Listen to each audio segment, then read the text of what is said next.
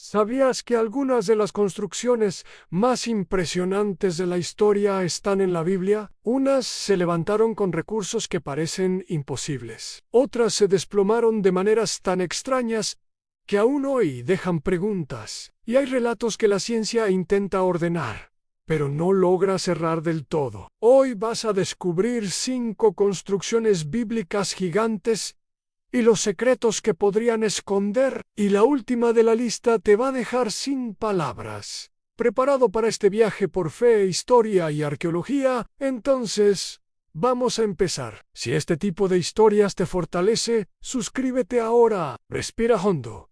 Lo que viene no es solo historia, es una invitación a confiar. Imagina construir un navío colosal sin tecnología moderna, sin grúas y sin motores, sin sierras eléctricas, solo madera, manos endurecidas y una confianza que no se quiebra. Eso fue lo que hizo Noé. El relato bíblico cuenta que, en un tiempo de corrupción en la tierra, Dios lo escogió para una misión que sonaba absurda, el levantar un refugio enorme para su familia y para representantes de cada especie, porque se acercaba un diluvio. Mira la escena: Noé marca la primera viga y alrededor hay risas. Pasa un año y luego otro. El trabajo se vuelve resistencia a encortar, encajar, sellar, dividir niveles, crear compartimentos, almacenar provisiones. Décadas enteras soportando calor, cansancio y miradas incrédulas, mientras cada tabla puesta parece una oración sin palabras. El arca no era un barquito. Sus medidas se describen como gigantescas, han cerca de 135 metros de largo, 22 de ancho y 13 de alto, casi como un carguero moderno. Se menciona madera de gofer y un recubrimiento con brea para resistir el agua. Y aquí nace el nudo del misterio. ¿Cómo logró Noé semejante obra con herramientas simples?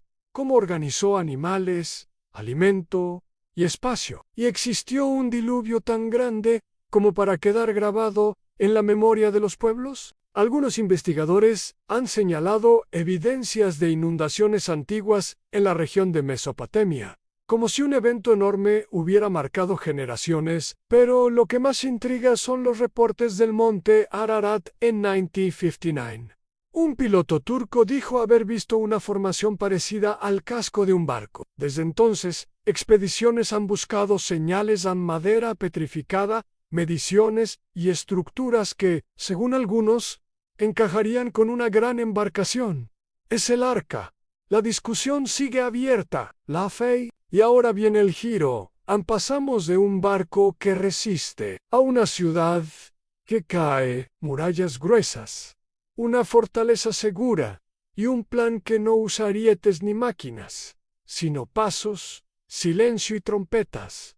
Puede derrumbarse lo imposible solo con obediencia. Ahora imagina una ciudad rodeada por murallas enormes, tan gruesas que parecían invencibles. Jericó se alzaba como un desafío de piedra, una advertencia silenciosa para cualquiera que intentara acercarse. Y justo ahí llega Israel, cansado del desierto, con polvo en los pies y promesas en el corazón. Conquistar esa ciudad no era solo una batalla, era una prueba de fe. Pero lo que sucede después es lo que deja a cualquiera pensando. Dios no les da una estrategia militar brillante, no les pide construir máquinas, ni lanzar piedras, ni abrir brechas con fuerza. Les da un plan que parece absurdo: en marchar, darle vueltas a la ciudad. Una vez al día, durante 6 días, en silencio, solo pasos, respiración contenida y trompetas guardadas. ¿Puedes sentir la tensión? Los soldados caminando sin atacar, los habitantes mirando desde lo alto, riéndose, señalando, convencidos de que esos hombres estaban perdiendo el tiempo. Y aún así, Israel seguía. Día 1, nada. Día 2, nada. Día 13, nada. Y el silencio se vuelve pesado, como si cada vuelta fuera una pregunta. ¿De verdad va a pasar algo? Entonces llega el séptimo día en 7 vueltas, el sol golpea fuerte, las trompetas suenan, y en el instante del grito, la Biblia cuenta que lo imposible ocurría en las murallas, se desploman, no por fuerza humana, sino por una intervención que rompe la lógica. Y aquí aparece la gran pregunta. ¿Puede pasar algo así? Durante el siglo XX, arqueólogos investigaron Jericó y encontraron restos impresionantes. Una figura clave fue Kathleen Kenyon, que excavó la zona en los años 50 y describió evidencias de un colapso repentino en estructuras masivas. Lo inquietante es cómo se observa el derrumbe. Hay interpretaciones que sugieren que partes de las paredes cayeron como si hubieran cedido de manera abrupta, no como el típico daño de un asalto prolongado. Claro, también existe una teoría natural. Jericó está en una región sísmica. Un temblor fuerte podría haber debilitado bases y hecho caer secciones enteras. Suena razonable, hasta que te enfrentas al detalle más desconcertante en sí.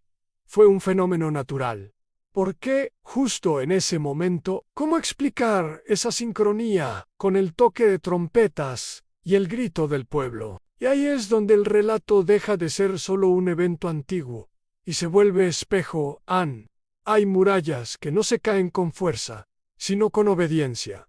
A veces el milagro no es el derrumbe, es la perseverancia de seguir caminando cuando todavía no ves nada. Y prepárate, porque lo siguiente no es una ciudad que cae, es un edificio que brilla, un lugar tan majestuoso que, según la tradición, reflejaba la luz, como si el cielo estuviera encima. El Templo de Salomón. Imagina un edificio tan imponente que su sola presencia obligaba a bajar la voz. Un lugar donde cada piedra parecía tener propósito y cada detalle apuntaba a algo más grande que el ser humano. Ese era el Templo de Salomón, el proyecto más grandioso de Israel, construido para honrar a Dios y concentrar la adoración del pueblo. Todo comienza con una misión heredada. David había soñado con construir una casa para Dios, pero la tarea quedó en manos de su hijo. Salomón no solo debía levantar un templo, debía levantar un símbolo. El lugar elegido fue el Monte Moriah, un sitio cargado de historia y significado espiritual. Y ahí empezó una obra gigantesca. Las piedras eran talladas con precisión. La madera más valiosa de la época, el cedro del Líbano, llegaba en grandes cantidades para revestir y embellecer. Y luego viene el detalle que hace que cualquiera se quede quieto: el interior recubierto de oro. No pequeños adornos, sino superficies brillando, querubines tallados, palmeras, flores, diseños que convertían el templo en una visión casi celestial. Y en lo más profundo, el lugar más sagrado, el Santo de los Santos. Allí se guardaba la Arca de la Alianza, el símbolo máximo de la presencia de Dios entre su pueblo. No era decoración, era un recordatorio. Dios está aquí. 7 años de trabajo, 7 años de organización, recursos, artesanos, planificación, y cuando todo queda listo, llega el momento más esperado: la dedication. Salomón reúne a Israel. Los sacrificios se preparan. El altar está listo. La oración del rey se eleva con una mezcla de humildad y reverencia. Que Dios habite, que escuche, que perdone, que guíe. Y entonces el relato bíblico describe algo que rompe cualquier guión humano. En una nube gloriosa llena el templo, y la manifestación divina confirma que ese lugar fue aceptado. La gente cae de rodillas, el corazón se aprieta. No es solo emoción, es la sensación de estar ante algo santo. Ahora, la arqueología discute detalles, épocas, evidencias, porque el primer templo no llegó intacto hasta nuestros días. Pero incluso en la discusión histórica, una verdad permanece: en el Templo de Salomón. Marcó la identidad de Israel como pocas cosas. Fue centro espiritual, político, cultural, una construcción que no solo ocupó espacio en la ciudad, sino en la memoria del mundo. Y aquí va el giro: después de un templo levantado para honrar a Dios, aparece una construcción levantada para honrar al ser humano. Una torre que quiso tocar el cielo no por adoración, sino por orgullo. La Torre de Babel. Imagina por un momento un mundo donde todos hablan el mismo idioma, sin barreras, sin traducciones, sin confusiones, una humanidad unida en un solo propósito. Suena hermoso, hasta que descubres cuál era el propósito: construir una torre tan alta que alcanzara el cielo para hacerse un nombre y evitar ser dispersados. El relato bíblico dice que, tras el diluvio, las familias descendientes de Noé se asentaron en la llanura de Senar, en la región que hoy asociamos con Mesopotamia. Allí, usando una técnica avanzada para la época, ladrillos cocidos y betún como mezcla, empezaron una obra monumental. Pero no era solo ingeniería, era orgullo organizado. La frase que resume la intención es directa: hagámonos un nombre. No es honremos a Dios, es aseguremos nuestra grandeza. Y entonces, cuando la torre sube y el proyecto parece imparable, Dios interviene de una forma inesperada.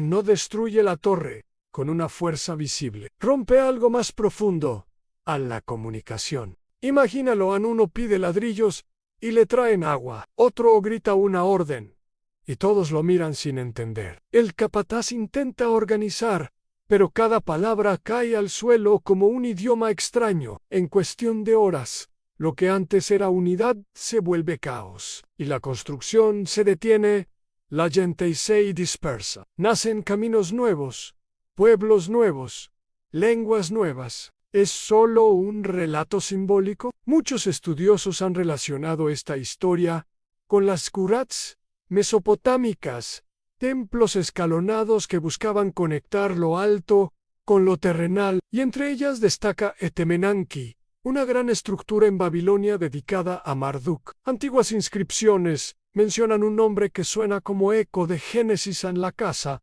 que une el cielo y la tierra. ¿Fue esa la inspiración? No hay certeza absoluta, pero la semejanza inquieta. Y aquí está la pregunta que no se puede evitar: ¿qué estás construyendo tú? ¿Algo para la gloria de Dios o para tu propia gloria? Si hoy decides edificar sobre la voluntad de Dios, escribe en los comentarios: Señor, quiero edificar mi vida en ti.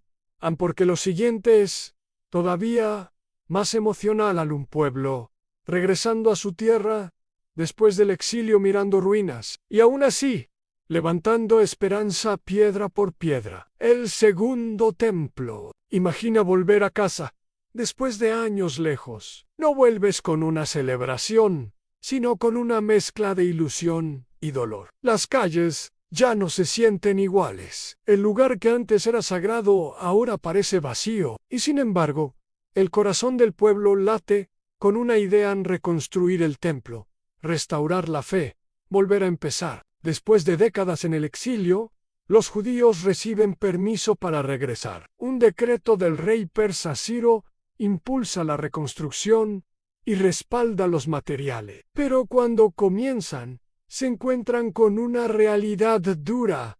El nuevo templo no será como el de Salomón. Será más sencillo, menos brillante, sin el símbolo que todos extrañaban. Los ancianos que recuerdan el pasado lloran, porque la comparación duele. Y entonces aparece una promesa que cambia el ambiente. Dios habla a través del profeta Ageo: a la gloria de esta última casa será mayor que la de la primera.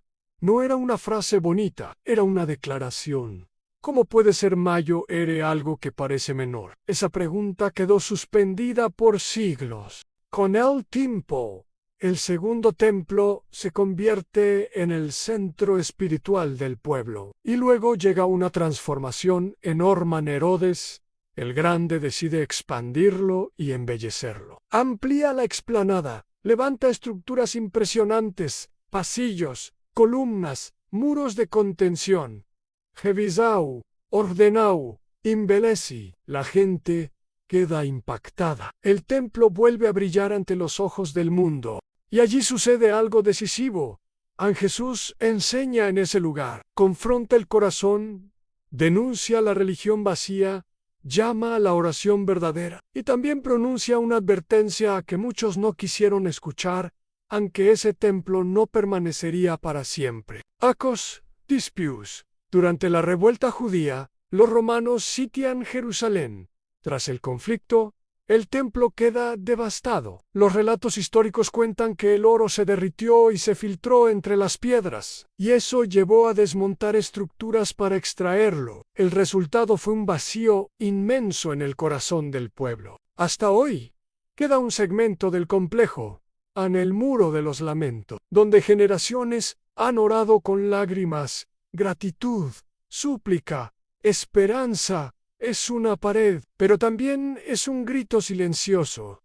Dios no ha terminado. Y aquí viene la última construcción, la más impactante de todas, porque no es de piedra, ni de madera, ni de oro. Es una construcción que Dios quiere hacer dentro de ti, y si lo comprendes, de verdad, te cambia para siempre. Si llegaste hasta aquí, suscríbete ahora mismo. Este canal existe para contarte la Biblia con profundidad, sencillez y corazón, y para acompañarte en tu fe. Y escucha bien lo que viene, porque esta última parte no se trata de ruinas antiguas, se trata de tu vida. Hemos visto 5 construcciones enormes, un arca que parecía imposible, murallas que cayeron de forma inexplicable, un templo recubierto de oro, que simbolizaba la gloria divina, una torre detenida por el orgullo humano, y un segundo templo levantado con lágrimas y esperanza, que marcó generaciones. Pero la pregunta final no es,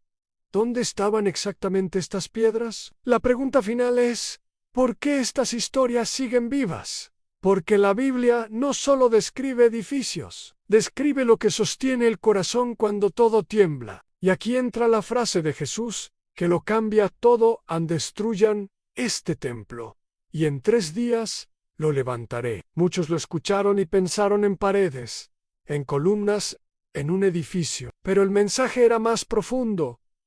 Dios no quiere habitar solo en un lugar. Dios quiere habitar en persona. Ese es el giro que deja sin palabras. La construcción más grande no es la que se ve desde lejos, es la que se edifica por dentro. Un templo vivo, hecho no de oro, sino de fe. No de ladrillos, sino de decisiones. No de muros, sino de una vida rendida. Porque tal vez tú también estás reconstruyendo algo en confianza, paz, esperanza, identidad. Tal vez vienes de ruinas, como Jerusalén. Tal vez estás dando vueltas alrededor de una muralla, como Jericó. Tal vez estás levantando un arca en medio de burlas, como Noé, y Dios te dice lo mismo en cada historia.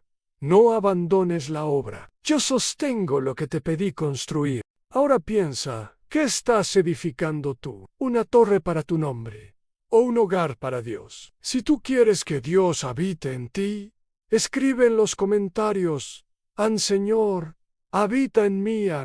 Y si este mensaje te animó, suscríbete para no perderte el siguiente relato, porque lo que viene puede ser justo la palabra que necesitabas hoy.